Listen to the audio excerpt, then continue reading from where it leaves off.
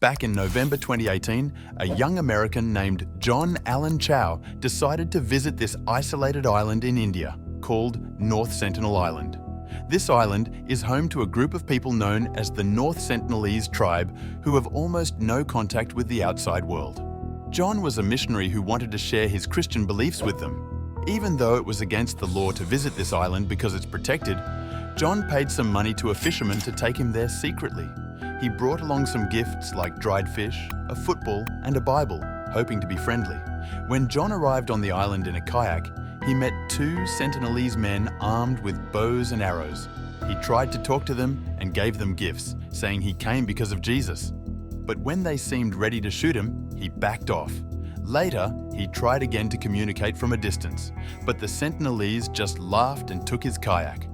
A tribal child even shot an arrow at him, hitting his Bible, but not hurting him. Realizing the danger, John swam back to his boat.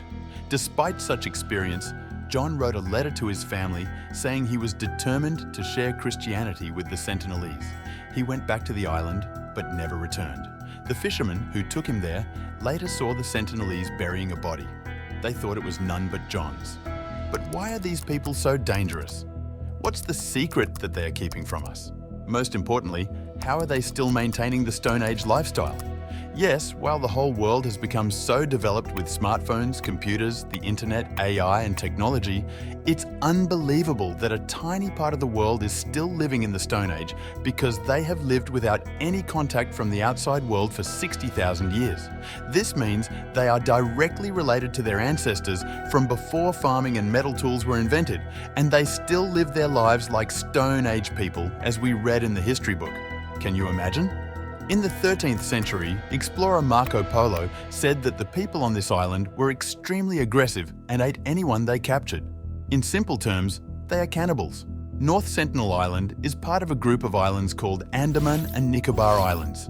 Most of these islands are not populated or open to tourists. The North Sentinelese people are unique because they have lived there for thousands of years without outside influence. They have their own language and are very cautious of outsiders.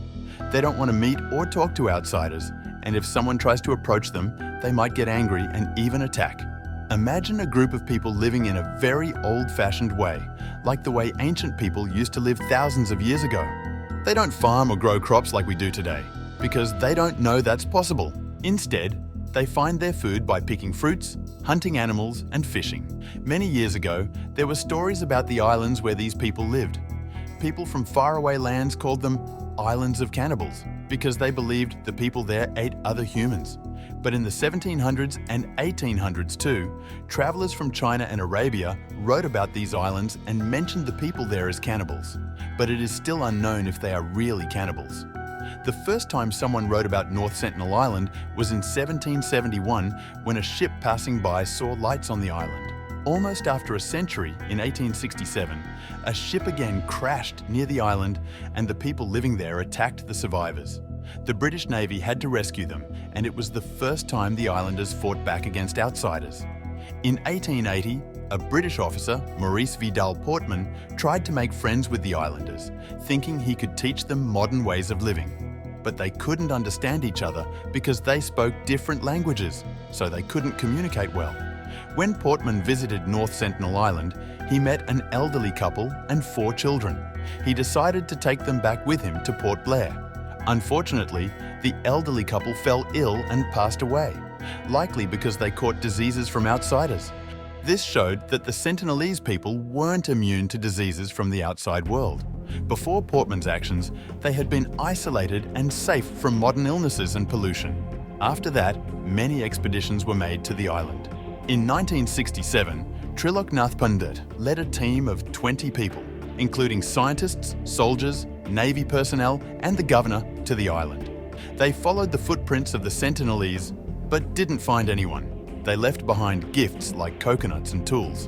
In 1970, another team went and claimed the island for India.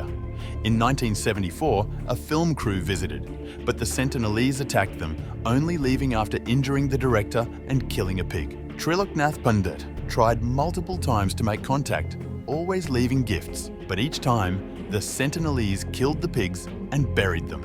In 1981, a ship got stuck during a storm, and the Sentinelese tried to attack but couldn't due to bad weather.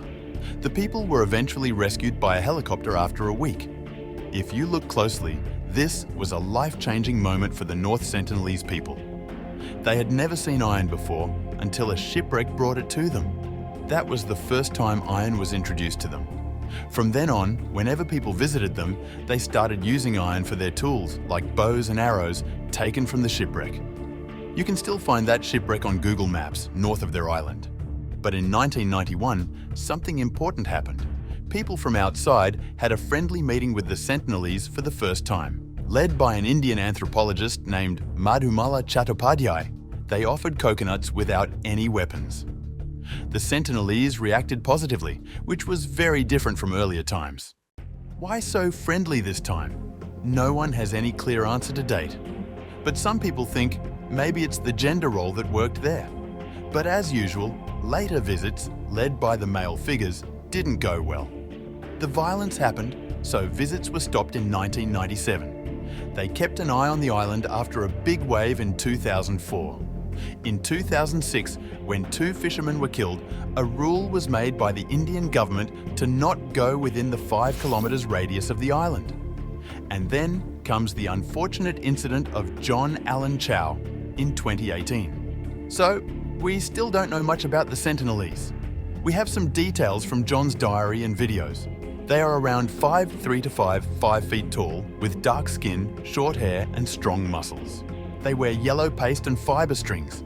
They are good at making tools and boats, and they hunt and fish for food. We don't know their language, and we can't talk to them. They live in big huts for many families and small huts for one family. Maybe about 250 Sentinelese live there, but we're not sure. They bury their dead on the beach. Many expeditions have seen pregnant women and children on this island, showing that the population can live on its own. What's interesting is that the North Sentinelese people can live sustainably. They live on a small island without cutting down trees, getting along well with nature and not having too many people. This is special because in many places, having too many people can harm the environment.